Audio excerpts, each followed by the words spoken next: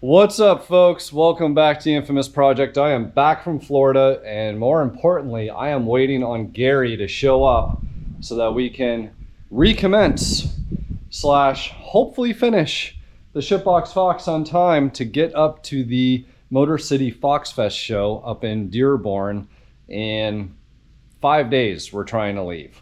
So he was supposed to be here probably by 10 a.m. this morning.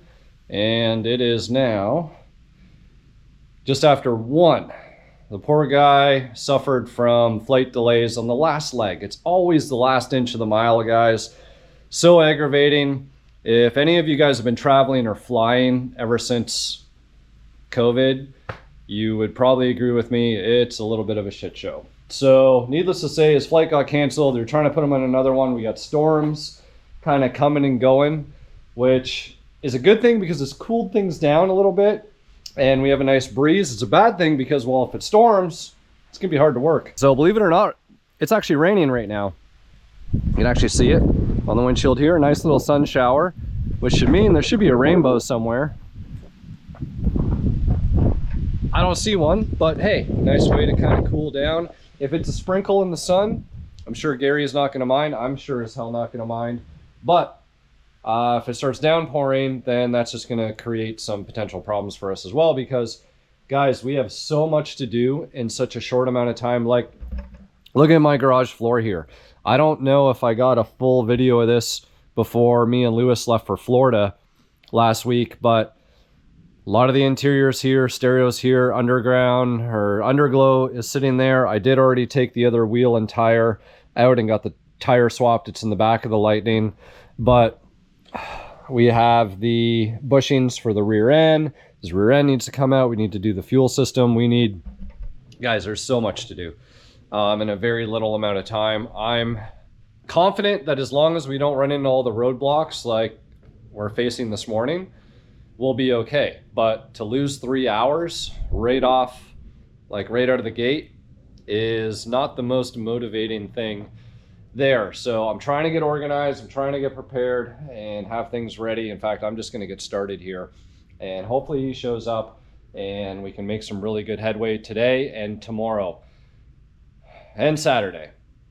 Sunday, we're actually supposed to take a breather. We have a outdoor activity plan, aka tubing down the Guadalupe. If any of you guys are familiar in Texas, we got some really nice rivers and you grab a big tube and one tube is for your cooler. So we'll be having beers, we'll be out, we'll be cooling down, we'll be chilling, provided we get our work done where we need it to be done by the end of day Saturday. So that's what we're fighting, that's what we're up against. I'm just gonna get right into it. Guys, I got a whole bunch of boxes while I was away to Florida. I got this awesome cold air intake pipe from Kyle Voss. I'm actually surprised how heavy this thing is. So got this, so we have our cold air intake set up. We're obviously gonna have to cut into the inner fender well to get that installed, but thank you so much, Kyle. I got a box full of stuff from LMR here. I'm gonna have to open that up and go through it all. I found a replacement water temp gauge to replace this one that I broke the sending unit on. So this one I got off eBay for 17 bucks, believe it or not. See how the needle is below the resting pin? Well, he's like, oh, the gauge is probably bad. I don't think the gauge is bad because, check this out. See how easy that was to move that over the resting pin? And it's sitting in the same spot now. So I'm pretty sure all I gotta do is pop this gauge open, throw the needle over the rest pin. Someone probably dropped it and you can tell by the bezel it's all messed up. So that's going to be a nice little project for me to work on. So I got lots of little things that I can work on and get done while I'm waiting for Gary. I'm just going to dive into it. Might be some footage, might not be some footage. Guys, when it comes to the last inch of the mile in a project and you're under fire, like unless we had somebody doing the videography and everything for us, because even the last time he was here it was a shit show, and it's going to be even more so this time around. So anyways, before I keep babbling on, you guys are probably getting bored already. Let's get into some content.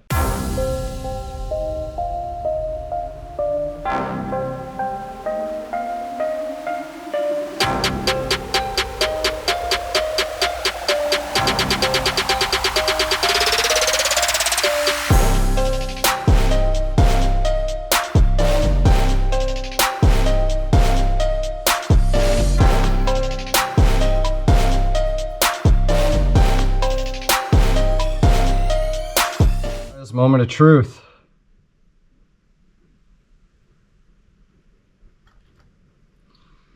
Just help the needle over. Oh yeah, look at that. I can tell by how it's spring loaded. We're gonna be just fine.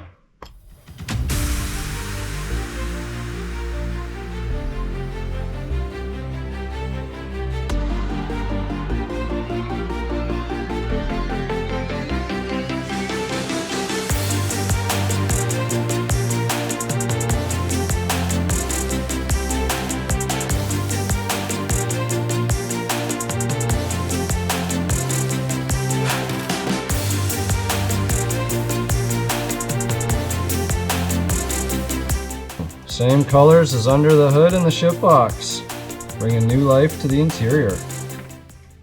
All right, guys, it is now 6:32 and Gary is still nowhere to be seen. So we have pretty much lost a day. Now, I got a text from him about 30 minutes ago. He said that he landed in Austin. He went through the ringer, and it's frustrating, well, on both our sides, but probably more so for him. So just trying to keep going, pushing along, and I get it. It happens, and there's really nothing you can do at times to control that kind of stuff, and it is what it is. So all I could do was just kind of keep moving forward, trying to get things continuing on. I dyed up some more interior pieces that I took out of the car. I took out the rear plastics. I got the center gauges done, and they look real nice, guys. These, I'm really happy with the way that these turned out, bringing a little bit of the engine bay to the interior of the car here. So just finished up some of the wiring for those. And in fact, it's been just a lot of wiring today. So I took the frame off of the actual dash cover or plastics there. It's been really windy still. Had a little sprinkle earlier, but hey, the weather's been cool enough that I don't feel like I'm going to get heat stroke today, which is good. So you can see I even gave the dash frame a little splash of paint and started running all of the appropriate connectors and their locations and just trying to get everything cleaned up. Guys, there were so many connectors that were cut, wires that were crimped, that shouldn't have been like connections like these. You got to love this style of connection, right? So, and that held true for in the kick panel. You could see where I have the main 2-gauge power wire taped up there. That actually shorted out at some point. Huge melt mark there. So got that all cleaned up, harness is taped up, things are routed. We're looking really good now at this point. I just need to get a ground onto the dash frame that comes off the heater controls. I am gonna have to do a little bit of investigation on the stereo harness, but other than that, really happy with the way that everything is turning out here. I'm gonna actually start wiring in the alarm for the keyless entry while everything is exposed and accessible. So once I get all that stuff done on the inside, I'll be able to hook up, well, most of the stuff's hooked up in this fender wall, right? So we got our positive distribution point here. The only thing I need to do is get a fuse, because this was a bad fusible link right here, in line for that, and you know, clean up some of this wiring here. We can plug in the headlight harness. Then we just got to figure out, I don't think the battery is going to stay in the back because we got the rear seat delete kit. The battery will probably end up being kind of in there underneath where the rear seat would be, which means I'll be able to shorten up some of these leads here, and yeah, we'll get this all redone, cleaned up, and doing its thing. So hang in there. It's a windy one. You can see you found more clothes in the car. I don't know if it was sound deadening or what the hell they were trying to do with it, but oh, what do you got here?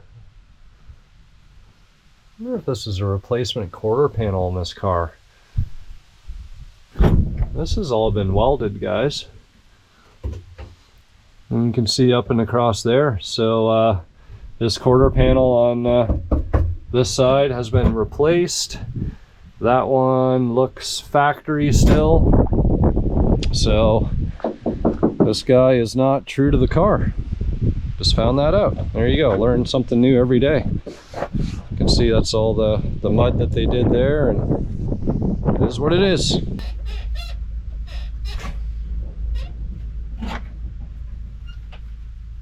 Let's see if he's here. He must have gone to the house.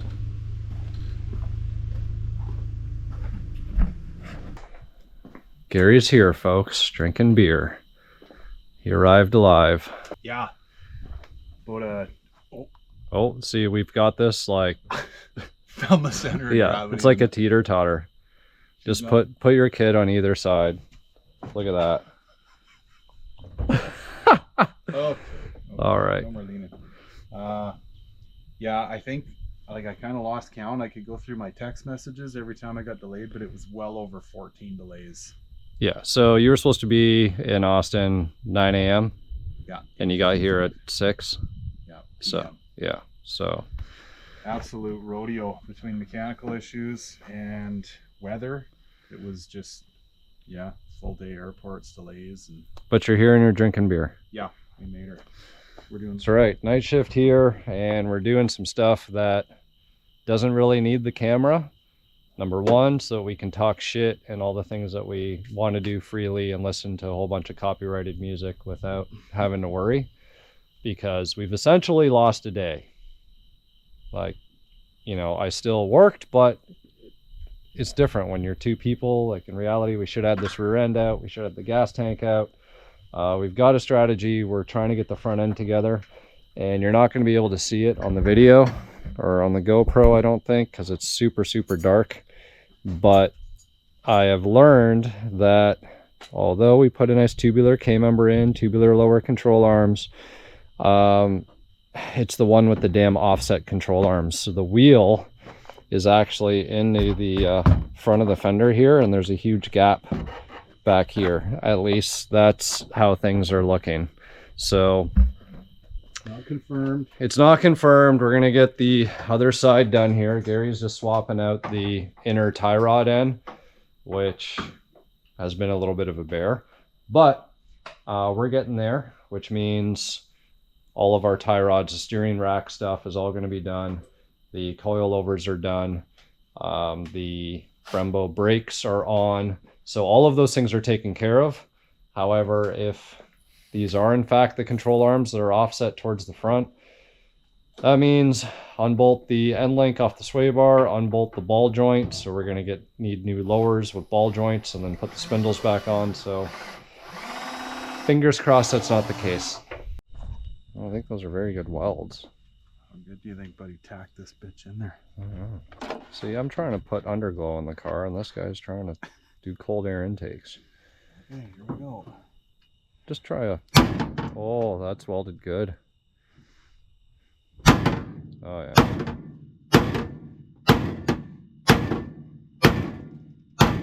Oh, you cracked it there. Oh, and there, and there. You want the chisel? I missed it. Yeah, you're missing it, son. There you go. Okay. Oh, that's my toenail. Yeah, you gotta stop balancing the car. There you go. It was probably torn before. Maybe not, though.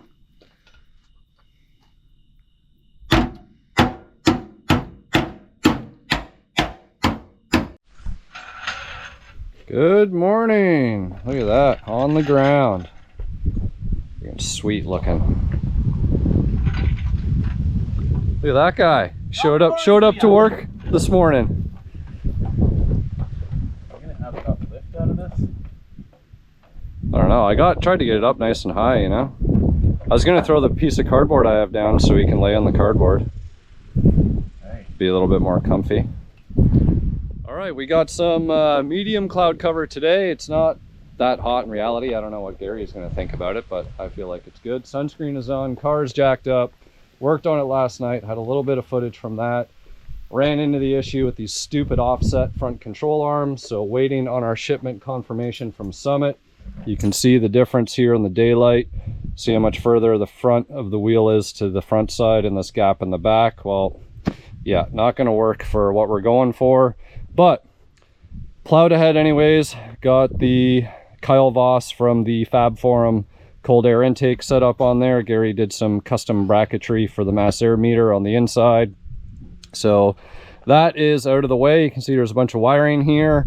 I actually even opened up the box for the LED underglows. That stuff is just kind of laying everywhere because Gary told me it wasn't a priority last night, and I said it was, but whatever. So here we are. The car is now jacked up. We're gonna pull this gas tank out. If you guys remember, the underside of this car with the tin, galvanized tin, plate, floor, tube, square steel, custom shit. In reality, it's all shit under here. So this tank strap is literally held up with a piece of wire. And once we get this tank out, you guys are gonna see just how custom this setup is in here. And Gary will really get to see how custom it is. You can see our rear springs are doing a great job back there. Main question is going to be, do we try and fix this, or do we cut the spare tire well out of the parts car over there, set it in, and just put in some self-tapping screws, some seam sealer, kill mat, and just forget about it. So anyways, we're gonna knock this thing out and see how it goes.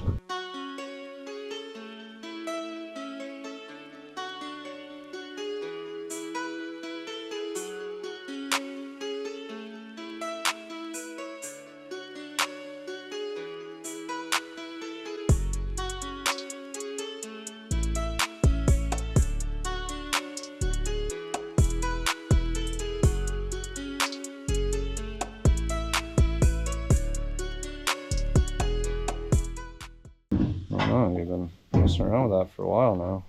Fucking sock keeps going off. What? Yeah. Better make sure it doesn't come off once it's in there. Alright, guys. So the name of the game here is put on new upper control arms with fresh bushings. These aren't going to be boxed like the ones that we took off, but that's okay. We're not drag racing here. So the uppers are going to go on, and I do want to check the bushings and the lowers. And from there, I've already dropped the shocks out. I've dropped the sway bar off, which is sitting right there. Maybe I'll paint that up yellow, and I'm sitting around doing nothing. And once we take the diff cover off, drain out the diff fluid, we will pop the axles out, take off the backing plates, put on our brackets, do our four-wheel disc conversion, bolt everything back together, and we'll be done real quick, right? Yeah, so let's see how we do.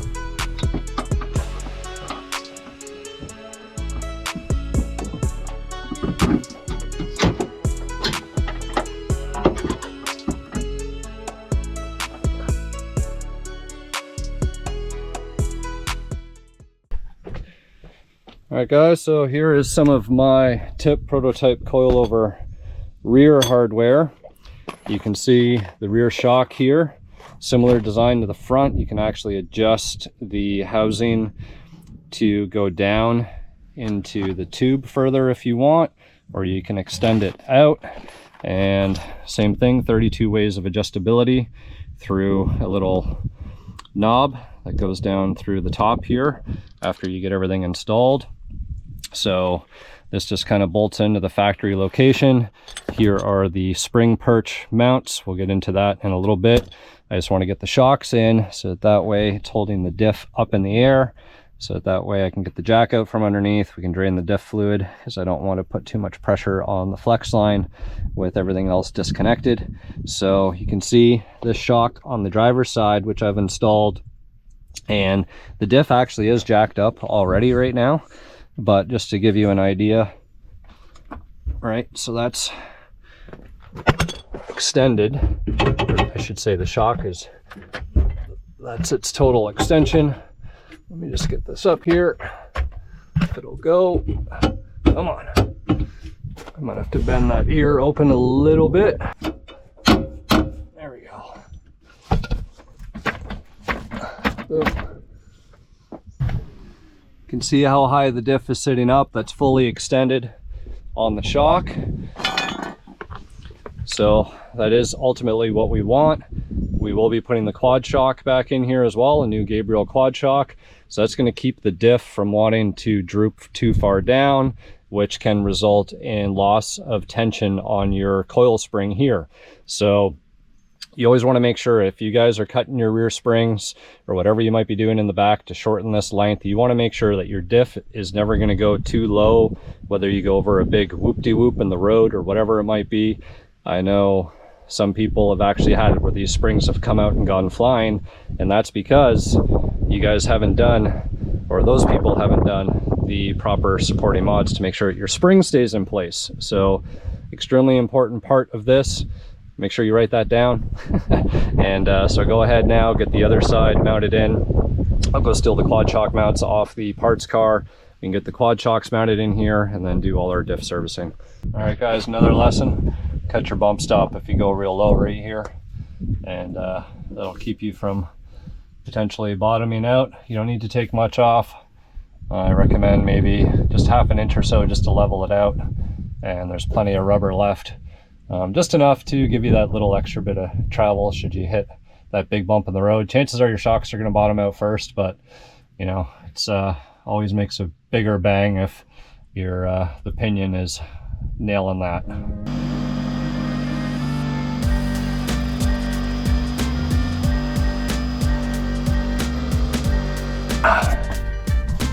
Yum yum, yum yum time.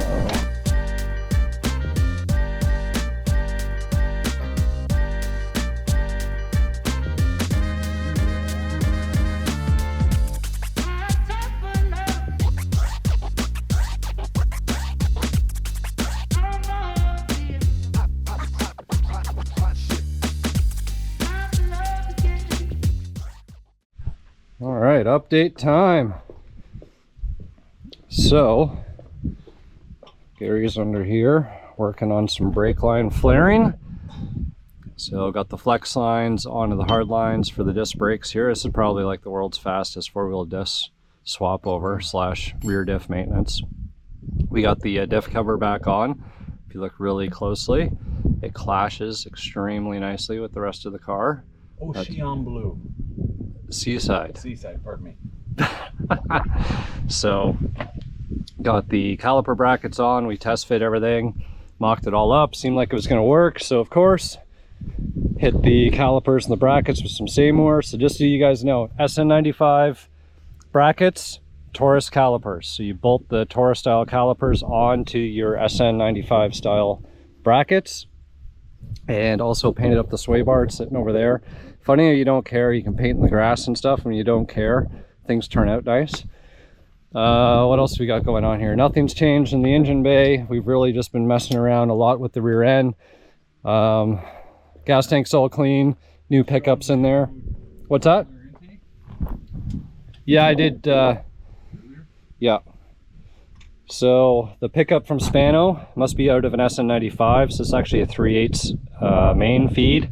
So I got a nylon 3/8 to 5/16 adapter, cut this back, crimped the hose on. So we got factory like hoses. So that turned out great. Tank looks as clean as it needs to be, because let's be real, it's just going to get dirty again.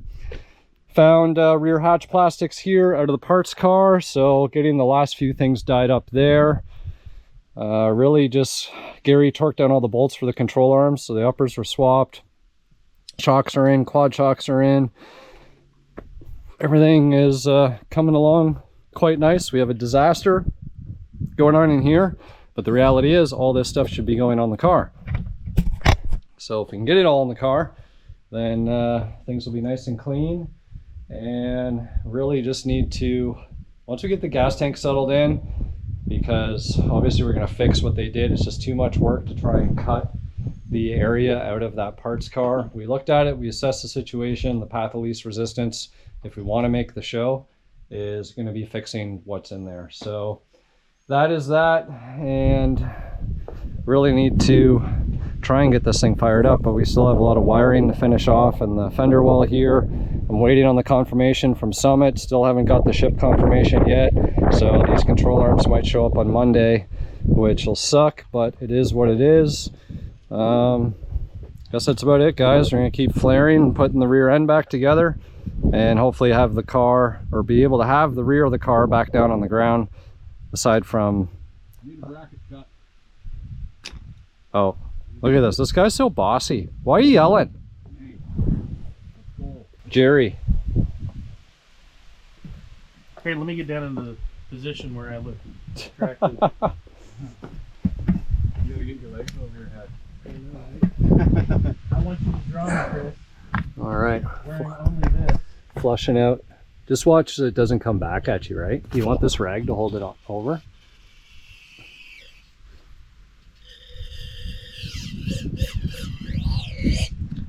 So we found that the brake lines had some corrosion, or like, I don't know, almost like calcium buildup, if you will.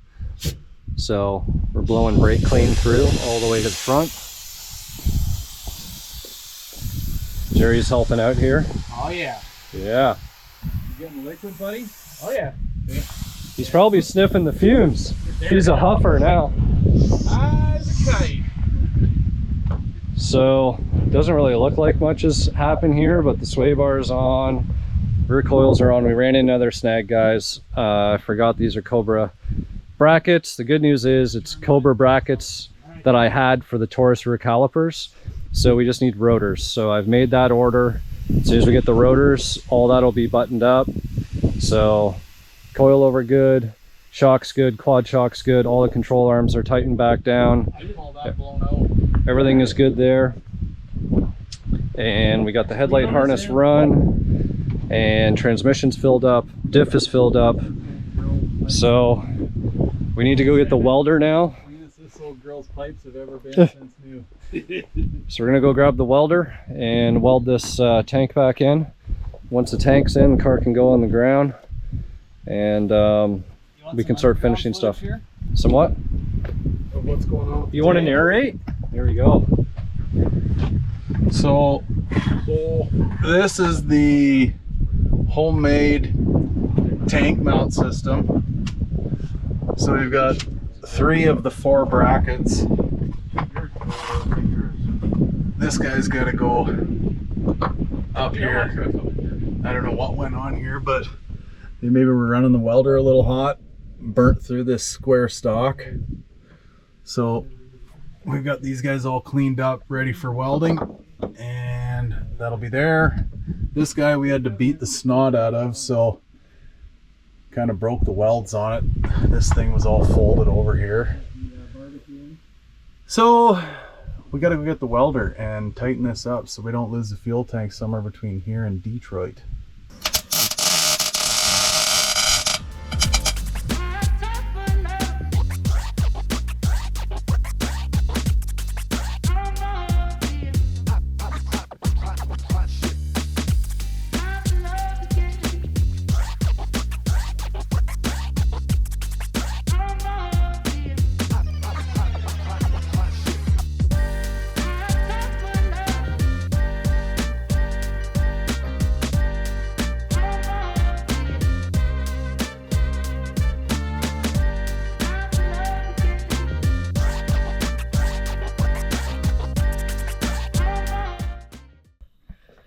All right, guys, end of our first full day in reality.